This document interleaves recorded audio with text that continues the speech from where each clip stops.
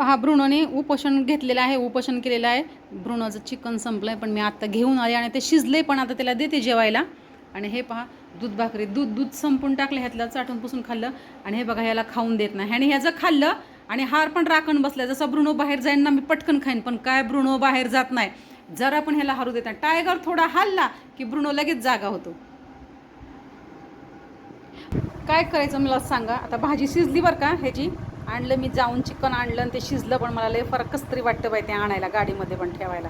माझं लय डोकं दुखतं ते आणलं की चिकन. पण बघा ना आता ते न बघा, यांच्यासाठी आपण शेगडी ठेवलेली आहे. आणि म्हटलं ते गॅस धुवायचा, चूल धुवायची टेन्शन नाही. वायर शेगडीमध्येच यांना शिजवते मी. यांच्यासाठी स्पेशल शेगडी आहे जी मी अगदी स्वच्छ निवडून ठेवलेली. पण काय करायलाच झालं नाही. मी येईपर्यंत अशी 2-3 दिवस वाळून गेली. त्यांना म्हटलं गायांना तरी टाकायची ना, नाही टाकली. पण असं होतं, सकाळी लवकर उठून घरातलं केलं आणि म्हटलं नंतर रांगोळीला बाहेर येईल, सडा टाकला. पण रांगोळी काढायची बाहेर लक्षात नाही, फक्त पायरीपुरतीच रांगोळी काढली. आता ही भाजी पण सुकून गेली. काय उकांड्यावर टाकू का टाकू गाईला? उकांड्यावरच टाकते. नमस्कार मित्रांनो, कसे आहात? आय होप मजेत असेल. करत आहे ब्लॉगची सुरुवात. सुकून गेलेली भाजी आहे. शेण टाकायची हेच नाही बाय, कुठे पण शेण टाकतात. ह्यांना एका साईडला हिचं तोंड तिकडं, तिचं तोंड तिकडं, ते एकामेकाच्या तोंडाकडं. गव्हाण बनवली होती, पण इथे आम्ही चाराच टाकत नाहीत. थोड्या वेळापुरतात बांधतो, खायला तिकडे बांधतो तिकडे. पाऊस आला की तिकडे शेडमध्ये. स्किप न करता व्हिडिओ पाहताय त्याबद्दल तुमचे मनपूर्वक धन्यवाद. स्किप न करता व्हिडिओ पहा. पहिल्यांदा माझा व्हिडिओ पाहताय, चला तर मग लवकरात लवकर आपल्या चॅनलला सबस्क्राईब करा, व्हिडिओला लाईक करा, शेअर करा, कमेंट करून सांगायला विसरू नका तुम्ही कुठून माझे व्हिडिओ पाहताय. आता ब्रुनोला जेवायला देते. द्या त्याला, त्यांनी काहीच खाल्लं नाही सकाळपासून. द्यायला पण नाही नको वाटतं. तू शाकाहारी राहा ना, मग मी तुला सगळं खायला देईन. लगेच दुसरा बाहेर आला. असो, ज्याचा त्याचा धर्म आहे, ज्याचा त्याचा खाण्याची इच्छा आहे. आता मी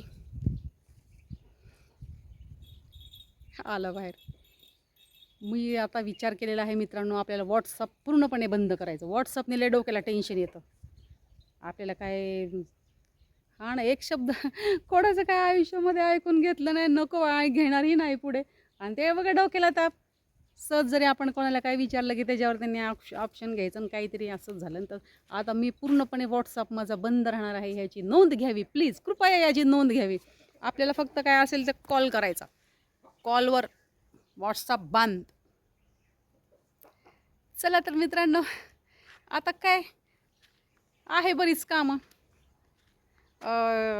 हे आणि ते सगळं एकच झालं. एवढं सडा टाकून पण काय उपयोग. सडा टाकायला छोटी जागा पाहिजे लो. हे आपल्या रेल्वेच्या एक डब्यासारखं झालं इथून तिथपर्यंत. ते म्हणतात की इथपर्यंत वाटा आला ना. आता एवढा, आता बघा ना, आपलं अंगण इथपर्यंत आहे, तिथपर्यंत आहे. ते म्हणतात इथपर्यंत, आता हा गाडीपर्यंत जर केलं ना तर तू इकडे सडा टाकशील. परत मी इकडे सडा टाकेन का? 4-5 बादल्या लागतात. पण कसं ना, असं मला तिकडे आवडायचं की अरे ते शेणाचं अंगण वगैरे, हे फक्त बघण्यासाठी चांगलं वाटतं. ते आपल्यालाच करायचं म्हटलं ना, मग ते आवडत नाही. आपल्यालाच करायचं म्हटलं की हे पाहायला छान वाटतं. सकाळी ते उठा, शेणामध्ये मिक्स करा पाणी, आणि ते आता मला सडा टाकायला येतो, आधी येत नव्हता. कुठंतरी पडायचं आणि ते मला बाया म्हणायचे, काय गं हे असं मांजर कुठं हागलं वकलं तो असं करते. एकदा आमच्या जावने सडा मारून दाखवला मला. मग मी तसाच सडा मारते. पण आजूबाजूला जातात ना त्याच्यावर शिंतोडे, हे टाकीवर पण मी पुन्हा पाण्याने पुसून काढायचं, देऊन टाकायचं.